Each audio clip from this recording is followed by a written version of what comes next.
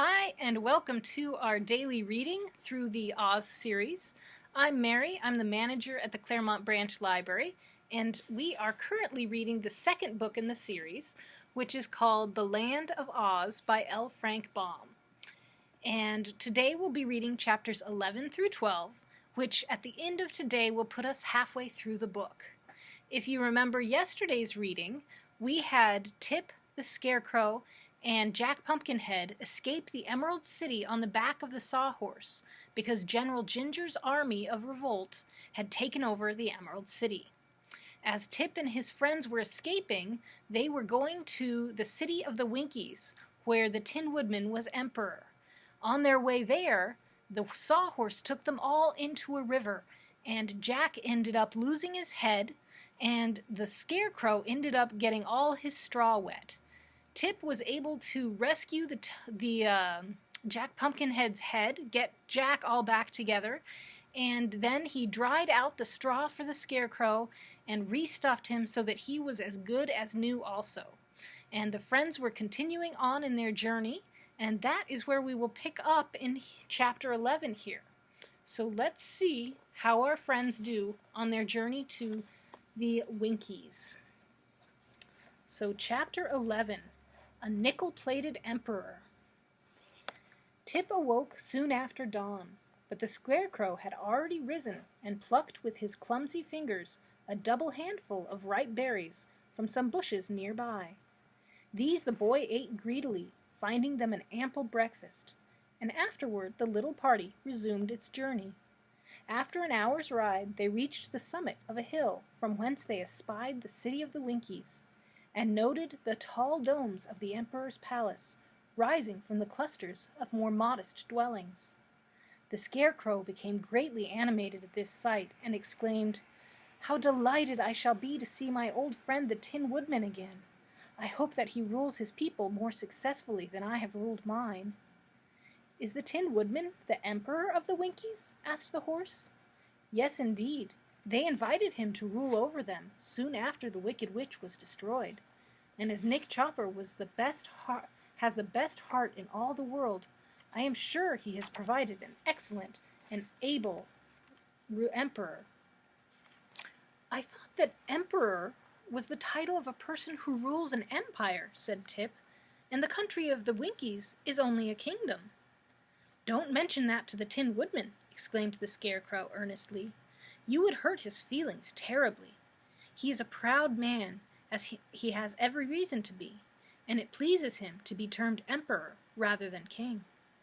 "I'm sure it makes no difference to me," replied the boy.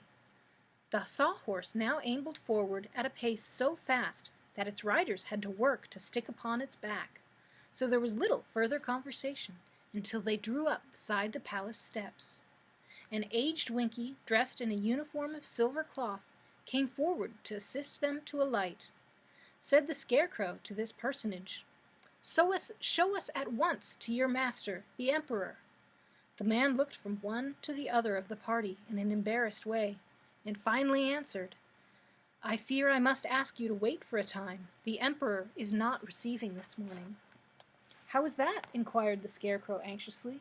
"I hope nothing has happened to him." "Oh no, nothing serious," returned the man. "But this is His Majesty's day for being polished, and just now his august presence is thickly smeared with Put's pomade." "Oh, I see," cried the Scarecrow, greatly reassured. "My friend was ever inclined to be a dandy, and I suppose he is now more proud than ever of his personal appearance." "He is indeed," said the man with a polite bow. "Our Emperor has lately caused himself to be nickel-plated." "Good gracious!" the Scarecrow exclaimed at hearing this. "If his wit bears the same polish, how sparkling it must be! But show us in. I'm sure the Emperor will receive us, even in his present state." "The Emperor's state is always magnificent," said the man, "but I will venture to tell him of your arrival, and will receive his commands concerning you." So the party followed the servant into a splendid anteroom, and the Sawhorse ambled awkwardly after them, having no knowledge that a horse might be expected to remain outside. The travelers were at first somewhat awed by their surroundings, and even the Scarecrow seemed impressed as he examined the rich hangings of silver cloth caught up into the knots and fastened with tiny silver axes.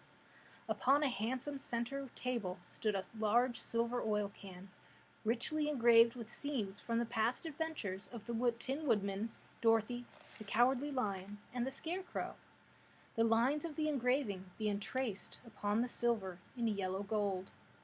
On the walls hung several portraits, that of the Scarecrow seeming to be with the most prominent and carefully executed, while a large painting of the famous wizard, in the act of presenting the Tin Woodman with a heart, covered almost one entire end of the room.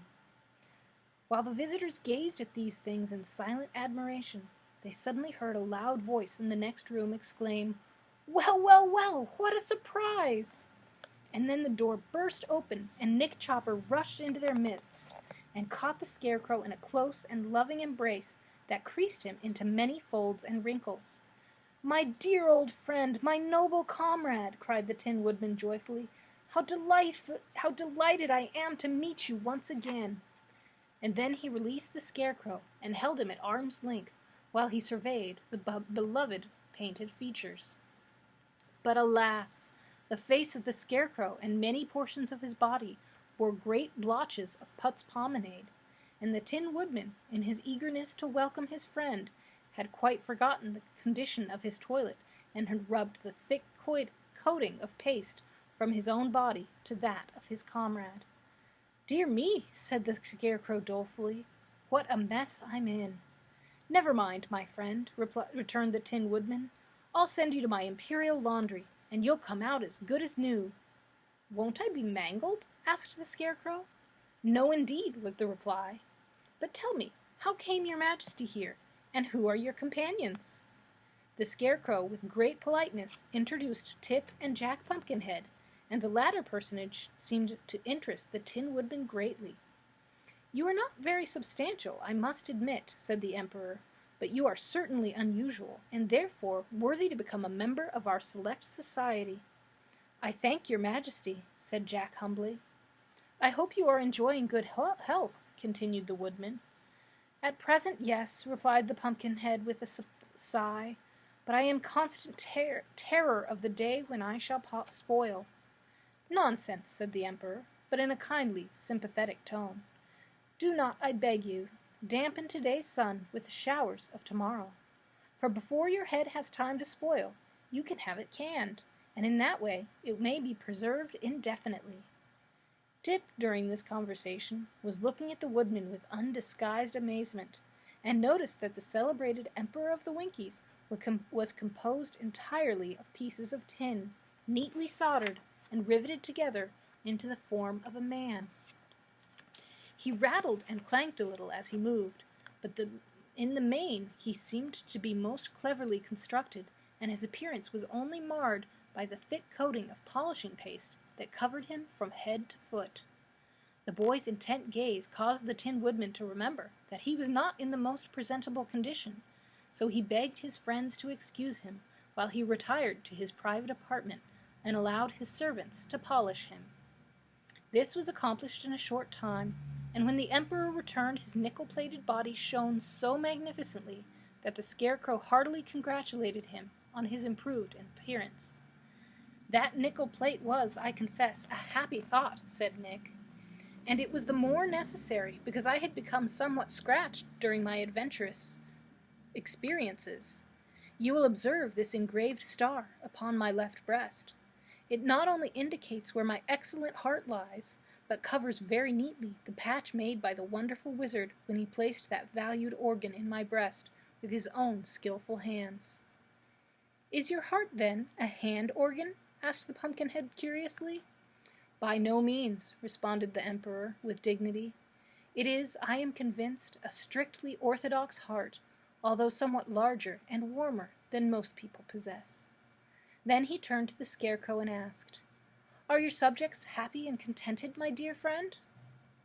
"I cannot say," was the reply, "for the girls of Oz have risen in revolt and driven me out of the Emerald City."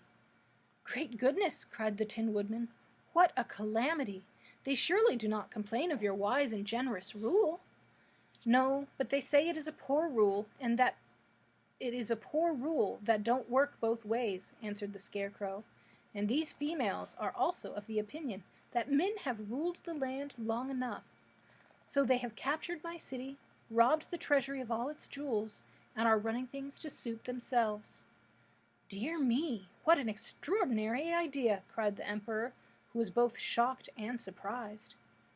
"And I heard one of them say," said Tip, "that they intend to march here and capture the castle and city of the Tin Woodman." "Ah, we must not give them time to do that," said the Emperor quickly. "We will go at once and recapture the Emerald City and place the Scarecrow again upon his throne." "I was sure you would help me," remarked the Scarecrow in a pleased voice. "How large an army can you assemble?" "We do not need an army," replied the Woodman. "We four, with the aid of my gleaming axe, are enough to strike terror in the hearts of the rebels." "We 5, corrected the Pumpkinhead. "5?" repeated the Tin Woodman. "Yes, the Sawhorse is brave and fearless," answered Jack, forgetting his recent quarrel with the quadruped. The Tin Woodman looked around him in a puzzled way, for the Sawhorse had until now remained quietly standing in a corner where the Emperor had not noticed him. Tip immediately called to the odd-looking creature, and it approached so awkwardly that it nearly upset the beautiful center table and the engraved oil can. "I begin to think," remarked the Tin Woodman as he looked earnestly at the Sawhorse, "that wonders will never cease. How came this creature to be alive?" "I did it with magic powder," modestly asserted the boy, "and the Sawhorse has been very useful to us." "He enabled us to escape the rebels," added the Scarecrow. "Then we must surely accept him as a comrade," declared the Emperor. "A live Sawhorse is a distinct novelty, and should prove an interesting study. Does he know anything?" "Well, I cannot claim any great experience in life," the Sawhorse answered for himself, "but I seem to learn very quickly, and often it occurs to me that I know more than any of those around me." "Perhaps you do," said the Emperor, "for experience does not always mean wisdom. But time is precious just now, so let us quickly make preparations to start upon our journey."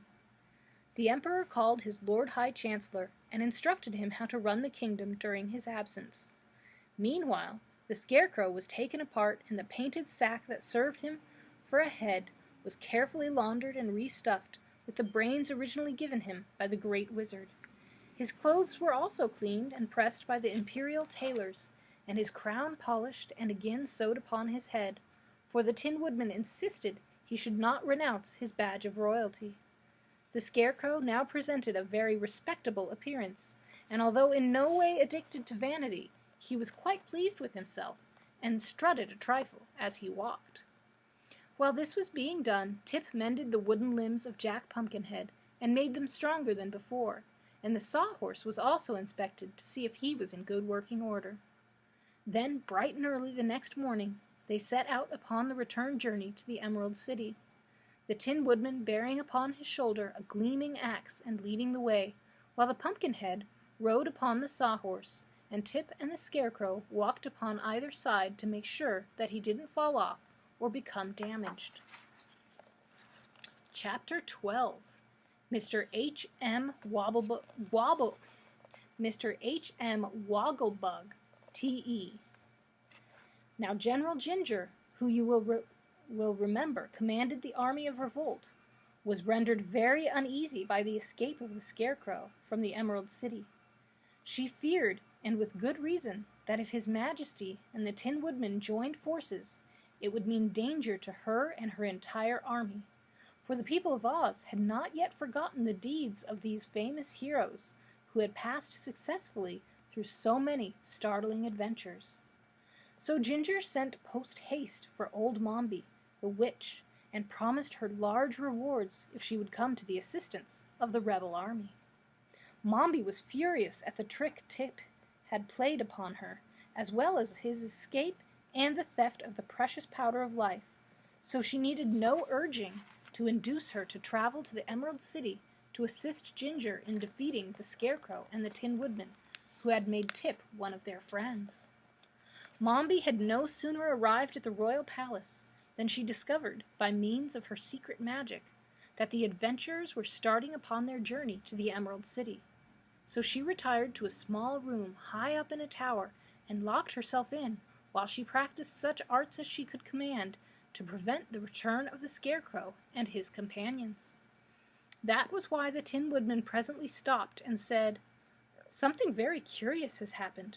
I ought to know by heart every step of this journey, and yet I fear we have already lost our way." "That is quite impossible," protested the Scarecrow. "Why do you think, my dear friend, that we have gone astray?" "Why, here before us is a great field of sunflowers, and I never saw this field before in all my life." At these words they all looked around, only to find that they were indeed surrounded by a field of tall stalks, every stalk bearing at its top a gigantic sunflower. And not only were these flowers almost blinding in their vivid hues of red and gold, but each one whirled upon its stalk like a miniature windmill, completely dazzling the vision of the beholders, and so mystifying them that they knew not which way to turn. "It's witchcraft!" exclaimed Tip. While they paused, hesitating and wondering, the Tin Woodman uttered a cry of impatience, and advanced with swinging axe to cut down the stalks before him. But now the sunflowers suddenly stopped their rapid whirling, and the travelers plainly saw a girl's face appear in the center of each flower. These lovely faces looked upon the astonished band with mocking smiles, and then burst into a chorus of merry laughter at the dismay their appearance caused. "Stop! Stop!" cried Tip, seizing the Woodman's arm. "They're alive! They're girls!" At that moment the flowers began whirling again, and the faces faded away and were lost in the rapid revolutions. The Tin Woodman dropped his axe and sat down upon the ground. "It would be heartless to chop down those pretty creatures," he said despondently, "and yet I do not know how else we can proceed upon our way. They looked to me strangely like the faces of the army of revolt," mused the Scarecrow, "but I cannot conceive how the girls could have followed us here so quickly." "I believe it's magic," said Tip positively, "and that someone is playing a trick upon us. I've known old Mombi to do things like that before. Probably it's nothing more than an illusion, and there are no sunflowers here at all." "Then let us shut our eyes and walk forward," suggested the Woodman. "Excuse me," replied the Scarecrow, "my eyes are not painted to shut. Because you happen to have tin eyelids, you must not imagine we are all built in the same way." "And the eyes of the sawhorse are not eyes," said Jack, leaning forward to examine them. "Nevertheless, you must ride quickly forward," commanded Tip, "and we will follow after you, and so try to escape. My eyes are already so dazzled that I can scarcely see." So the Pumpkinhead rode boldly forward, and the Tip grasped the stub of the tail of the sawhorse and followed with closed eyes. The Scarecrow and the Tin Woodman brought up the rear, and before they had gone many yards a joyful shout from Jack announced that the way was clear before them. They all paused to look backward, but not a trace of the field of sunflowers remained. More cheerfully now they proceeded upon their journey, but old Mombi had so changed the appearance of the landscape that they would surely have been lost had not the Scarecrow wisely concluded to take their direction from the sun. For no witchcraft could change the course of the sun, and it was therefore a safe guide. However, other difficulties lay before them. The sawhorse stepped into a rabbit hole and fell to the ground. The Pumpkinhead was pitched high into the air, and his history would probably have ended at that exact moment, had not the Tin Woodman skillfully caught the pumpkin as it descended and saved it from injury. Tip soon had it fitted to the neck again and replaced Jack upon his feet. But the sawhorse did not escape so easily, for when his leg was pulled out from the rabbit hole, it was found to be broken short off, and must be replaced or repaired before he could go a step further. "This is quite serious," said the Tin Woodman. "If there were trees nearby, I might soon manufacture another leg for this animal, but I cannot see even a shrub for miles around." "And there are neither fences nor houses in this part of the land of Oz," added the Scarecrow disconsolately. "Then what shall I do?" inquired the boy. "I suppose I must start my brains working," replied His Majesty the Scarecrow, For experience has taught me that I can do nothing if I but take time. For experience has taught me that I can do anything if I but take time to think it out. Let us all think, said Tip, and perhaps we shall find a way to repair the sawhorse. So they sat in a row upon the grass and began to think, while the sawhorse occupied himself by gazing curiously upon its broken limb. Does it hurt? Asked the Tin Woodman in a soft, sympathetic voice. Not in the least, returned the sawhorse, but my pride is injured to find that my anatomy is so brittle. For a time the little group remained in silent thought. Presently the Tin Woodman raised his head and looked over the fields. What sort of creature is that which approaches us? He asked wonderingly. The others followed his gaze and discovered coming toward them the most extraordinary object they had ever beheld. It advanced quickly and noiselessly over the soft grass, and in a few minutes stood before the adventurers and regarded them with an astonishment equal to their own. The Scarecrow was calm under all circumstances. "Good morning," he said politely. The stranger removed his hat with a flourish, bowed very low, and then responded, "Good morning, one and all. I hope you are all, as an aggregation, enjoying excellent health. Permit me to present my card." With this courteous speech, it extended a card toward the Scarecrow, who accepted it, turned it over and over, and then handed it with a shake of his head to Tip.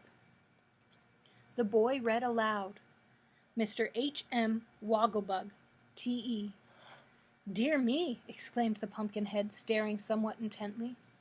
"How very peculiar," said the Tin Woodman.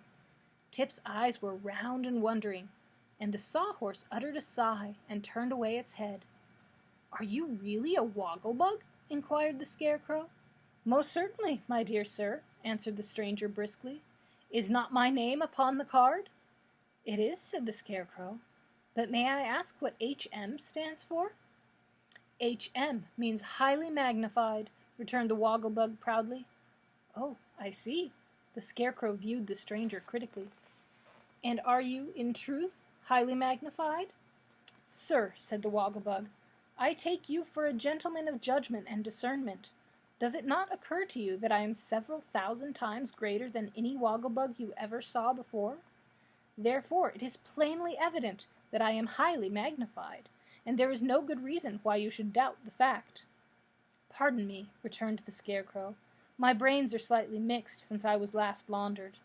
Would it be improper for me to ask also what the T.E. at the end of your name stands for?" "Those letters express my degree," answered the Wogglebug with a condescending smile. "To be more explicit, the initials mean that I am thoroughly educated." "Oh," said the Scarecrow, much relieved.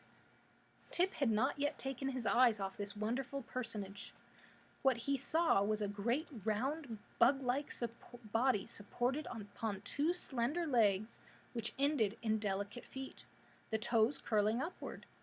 The body of the Wogglebug was rather flat, and judging from what could be seen of it, was a glistening dark brown color upon the back, while the front was striped with alternate bands of light brown and white, blending together at the edges. Its arms were fully as slender as its legs, and upon a rather long neck was perched its head, not unlike the head of a man, except that its nose ended in a curling antenna, or feeler, and its ears from the upper points bore antennae that decorated the sides of its head like two miniature curling pigtails. It must be admitted that the round black eyes were rather bulging in appearance, but the expression upon the Wogglebug's face was by no means unpleasant.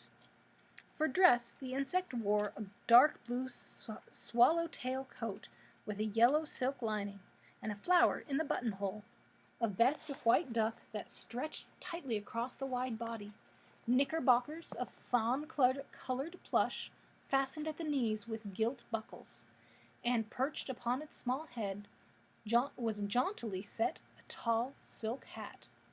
Standing upright before our amazed friends, the Wogglebug appeared to be fully as tall as the Tin Woodman, and surely no bug in all the land of Oz had ever before attained so enormous a size. "I confess," said the Scarecrow, "that your abrupt appearance has caused me surprise, and no doubt has startled my companions. I hope, however, that this circumstance will not distress you. We shall probably get used to you in time." "Do not apologize, I beg of you," returned the Wogglebug earnestly. "It affords me great pleasure to surprise people, for surely I cannot be classed with ordinary insects, and am entitled to both curiosity and admiration from those that I meet." "You are indeed," agreed His Majesty. "If you will permit me to seat myself in your august company," continued the stranger, "I will gladly relate my history, so that you will be better able to comprehend my unusual, may I say remarkable, appearance." "You may say what you please," answered the Tin Woodman briefly. So the Wogglebug sat down upon the grass, facing the little group of wanderers, and told them the following story. And you will have to wait for tomorrow and chapter 13 to hear the Wogglebug's story. So come back tomorrow at 2 o'clock, find out how the Wogglebug became highly magnified and thoroughly educated, and perhaps see how the rest of the journey of our friends goes toward the Emerald City to get the Scarecrow back his crown and his rightful place as ruler of the Emerald City. I am enjoying reading this book with you. I hope you are enjoying listening to it, and I will look forward to hearing about the Wogglebug's story with you tomorrow. Until then, I hope you have a good day.